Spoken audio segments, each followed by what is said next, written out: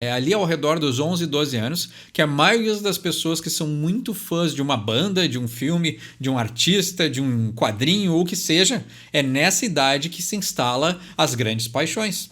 Você pede uma música nos comentários e eu não só traduzo as letras e gírias, como interpreto a intenção subjetiva do artista.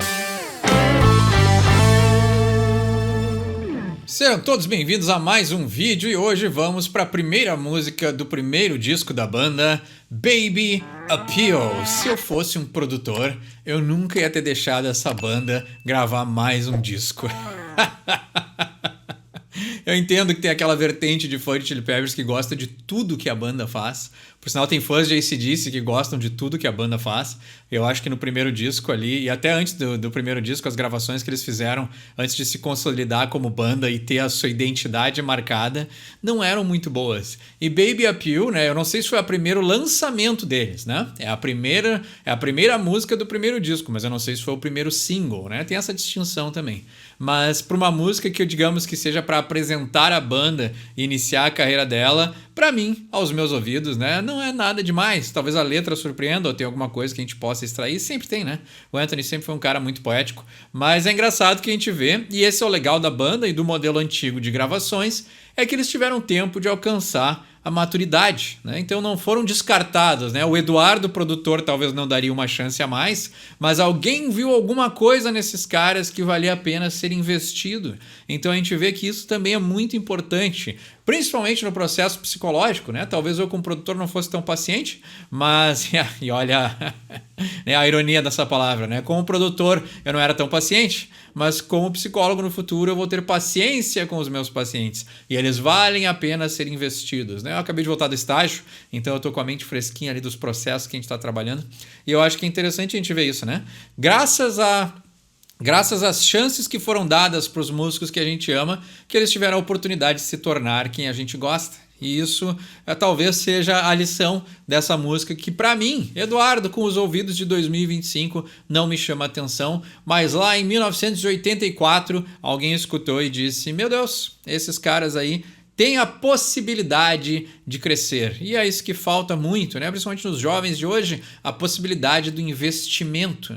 Ser investido de forma saudável, obviamente, mas eu vejo que falta esse trabalho de mentoria, esse trabalho de tu confiar no potencial de alguém. Alguém que tem os olhos, que consiga observar para o futuro e ver essa pessoa tem a possibilidade de crescer. Olha só, estou poético, filosófico hoje, mas vamos então para a tradução que é Baby Appeal. Começando sempre pelo nome da música, Baby Appeal é aquilo que apela aos bebês, né? Ou que teria um apelo. E eu imagino que isso seja relacionado ao bebê de gatinha, né? Não à vontade de ser alguém que se identifique como uma criança, né? Como um infante, né? Vamos lá então. E ele diz no verso 1: On the city streets I got the tunes in my box. I'll play the Chili Peppers so the public can rock. Olha só, né? Então, aqui ele se autodivulgando, né? E talvez o apelo para bebês, vamos ver como é que ele vai chegar nesse nome, né? Então, nas cidades, né? Nas ruas da cidade, eu tenho aí as músicas na minha caixa, né? Mas o box é o boombox, aquela caixa que os caras levavam, né? Clássica imagem dos anos 80, né? O cara levava o boombox era o som que a pessoa carregava, assim, né? Tinha uma alça, dois alto-falantes, um lugar no meio para botar fita cassete e a pessoa carregava aquilo ali, né? Era o rádio portátil da época, assim, né? E geralmente deixavam ali em quadras quando jogavam algum esporte ou alguma coisa para dar... Seria igual às nossas caixinhas Bluetooth de hoje em dia, né? Mas funcionava com fita cassete e era muito menos portátil, mas mesmo assim as pessoas levavam para os lugares, né? E consumia muitas pilhas, né? E aí ele diz: I'll play the Chili Peppers so the public can rock. Então, né, eu vou tocar os Chili Peppers na minha caixa, né? Então ele leva o som para as pessoas, né? E até hoje ainda existe, né? Só que é no celular, né? Mas a inconveniência das pessoas que acham que a sua música tem que ser tocada para todos ouvirem, né? Principalmente em lugares públicos, né? Transporte público, principalmente, né? Fones de ouvido parece que não foram descartados e aí a pessoa faz questão de tocar a sua música para todos. Mas aí ele diz, né? E nesse mesmo movimento, então a gente vê que tem certas coisas que são humanas, né? Não são simplesmente da nossa época. Já em 84 as pessoas tinham esse costume, né? E aí ele vai tocar os Chili Peppers para que o público se balance, né? No seu embalo, né? Isso aí não dá pra falar mal desse som, ele tem um embalo legal, né? O funk sempre foi a raiz da banda e aqui não é diferente, tem um embalo legal, mas como sempre ali, as melodias, né? O jeito que ele fala, a cadência das palavras, ela não me agrada tanto aos ouvidos, porque tem muita marca de 84 e o que estava sendo feito, né? Nessa vertente funk, rock, rap, né? O hip hop talvez estava no embrião do movimento, né? Tava recém-nascendo, né? Porque acho que ficou popular ali mais pro final dos anos 80. Né? Mas aí a gente tem aqui essa mistura, né, de intenções e ideias que estavam aí borbulhando na época, né? E aí ele diz, Excuse me, mister, won't you hear my thoughts? Né? Excuse me, mister é uma música do No Doubt, né? Se eu não me engano, por sinal é uma música muito boa.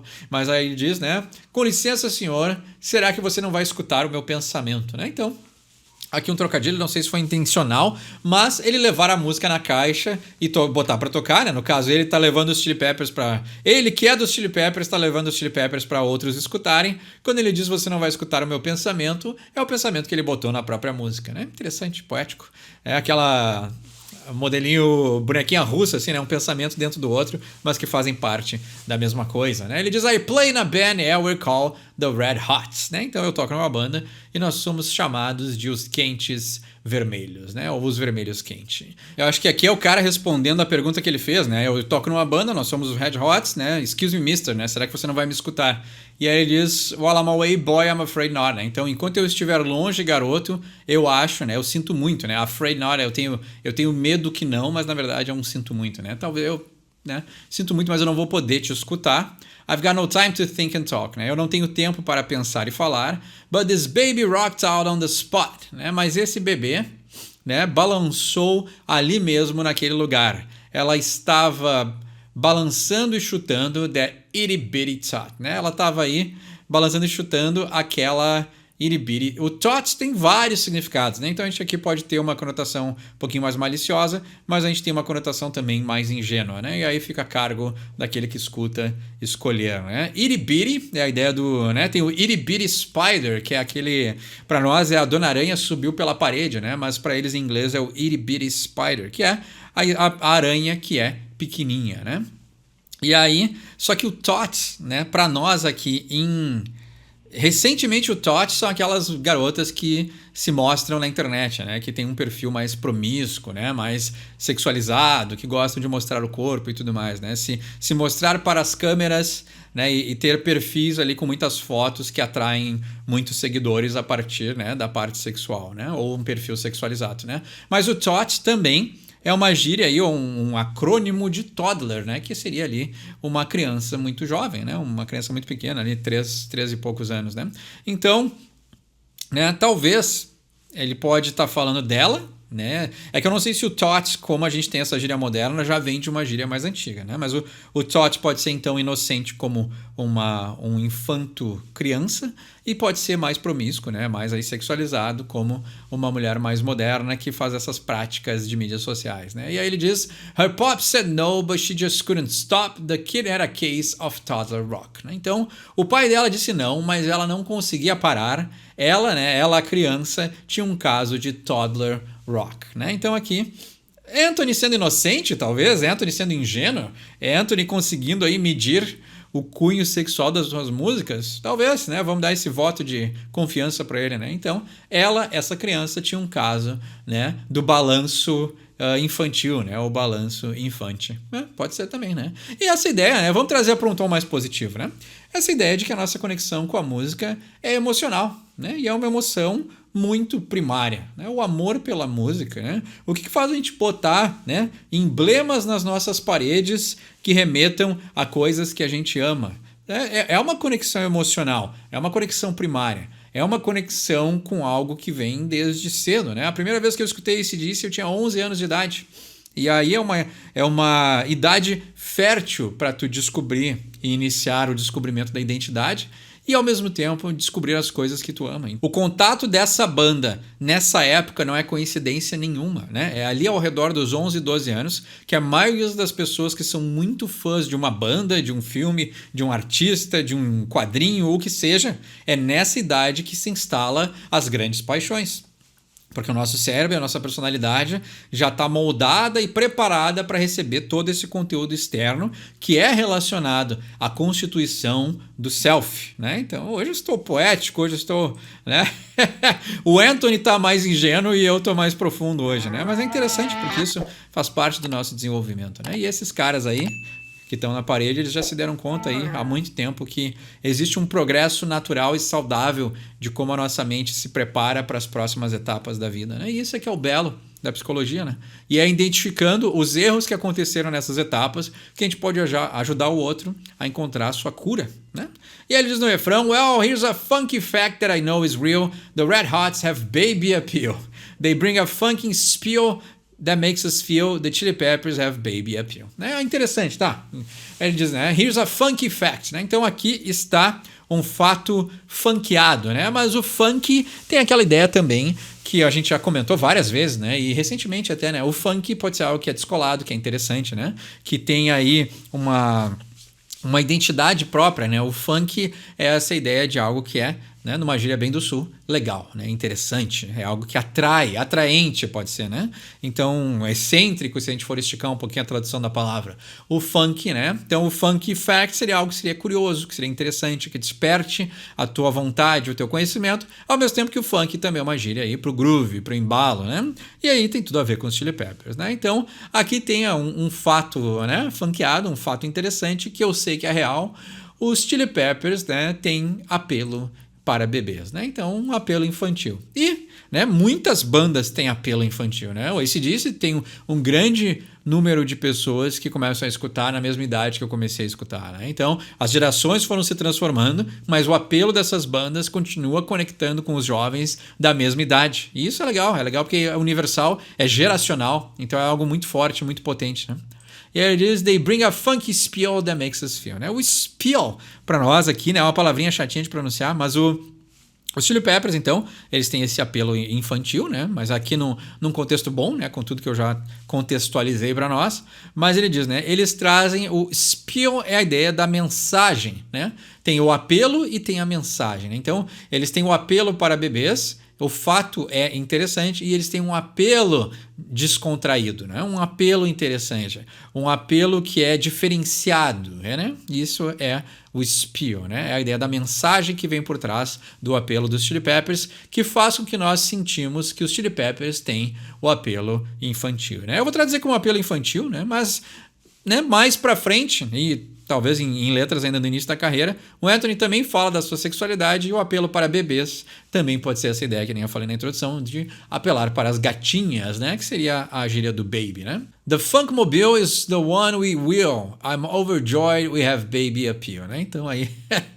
né? Tinha o Batmobile, a gente tem o Funkmobile, né? Que é o carro que faz funk, né? Talvez aí, não sei se eles iniciaram a carreira ele dirigindo uma van através dos Estados Unidos, tentando encontrar a fama, né? Mas ele está dizendo então, né?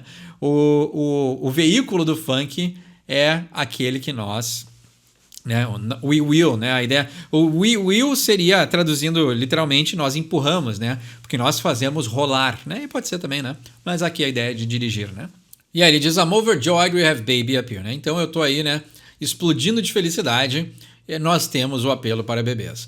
We serve those tots in the Funkmobile. I'm overjoyed we have baby appeal, né? Aqui eu acho que tem uma maliciazinha, né? Então, nós servimos esses infantes, né? Ou essas garotas ou essas crianças no Funkmobile, né? No carro do funk, né? Então, essa ideia, né, de arrastar uma moça para o próprio carro, para a van, já vem desde muito tempo, né? Nesse apelo e nessa imagem da indústria da música, né? Nem indústria, né? Nessa imagem dos roqueiros, das bandas, né? Cruzam os Estados Unidos na van e aí, após uma noite de shows, um cara ali vai, né? A van toda carpetada, né? Que serve para poder deitar na parte de trás, né? That 70 Show, né? O Kelso lá finalmente consegue a sua van e aí ele leva a menininha pra passear, né? Então, o Eric consegue o carro e tal, né? Eu esqueci, a Jack, né?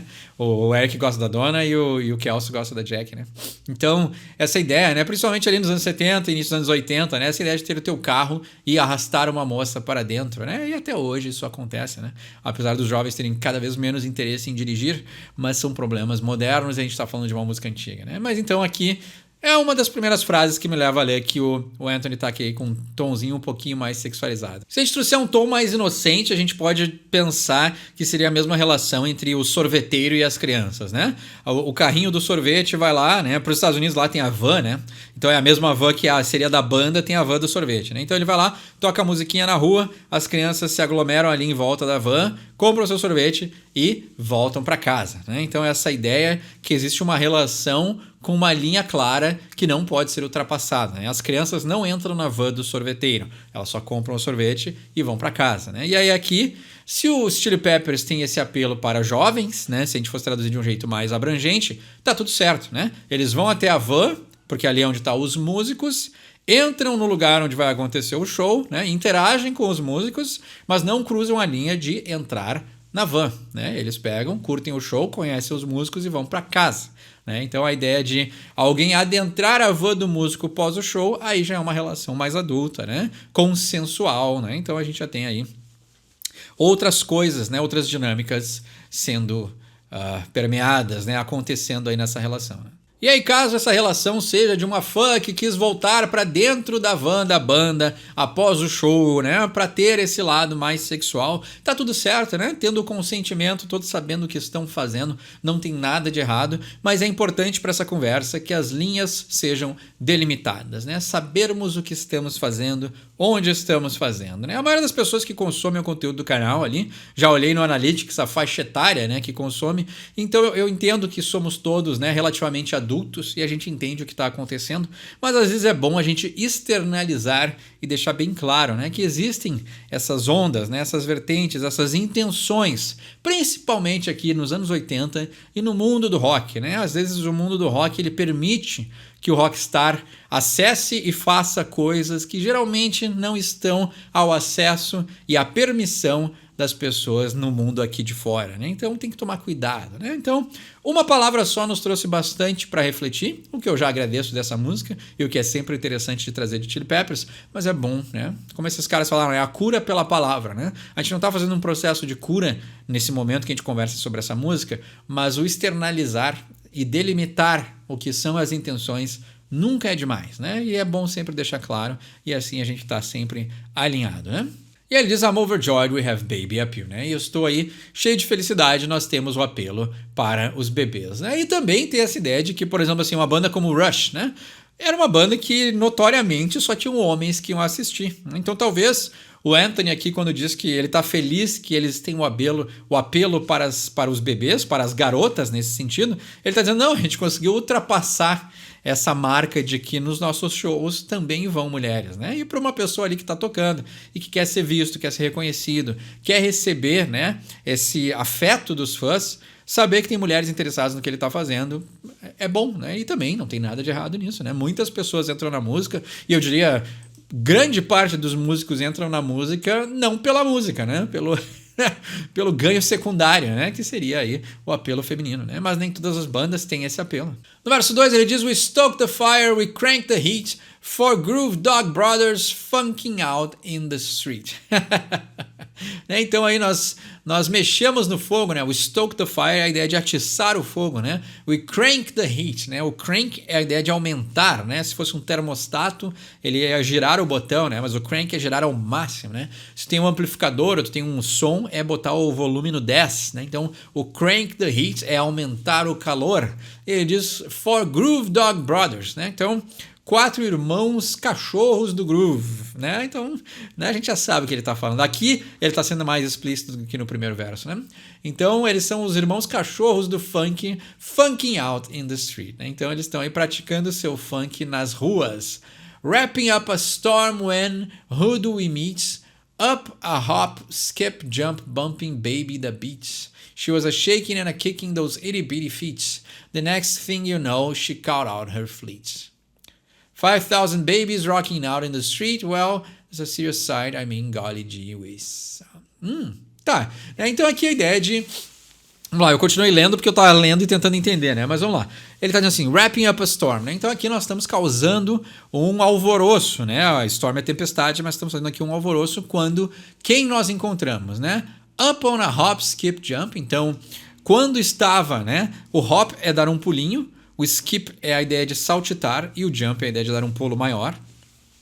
Bumping é a ideia de se bater, né? De encostar um no outro. Bumping baby the beat, né? Então, da beats, né? Então eles estavam aí se balançando, encostando, pulando, né? E dando pulinhos por essa garota ou bebê da batida, né? She was a shaking and a kicking those itty bitty feet. Então ela estava, né, balançando e chutando esses pequenos pezinhos. The next thing you know, she got out her fleet, né? Então a coisa, né, a próxima coisa que você sabe, né, e aqui fica estranho traduzir literal, né, mas é tipo assim, a próxima coisa que aconteceu, o próximo acontecimento, né? A gente mal sabia o que estaria prestes a acontecer. Ela chamou aí a sua frota, né? 5.000 bebês balançando na rua.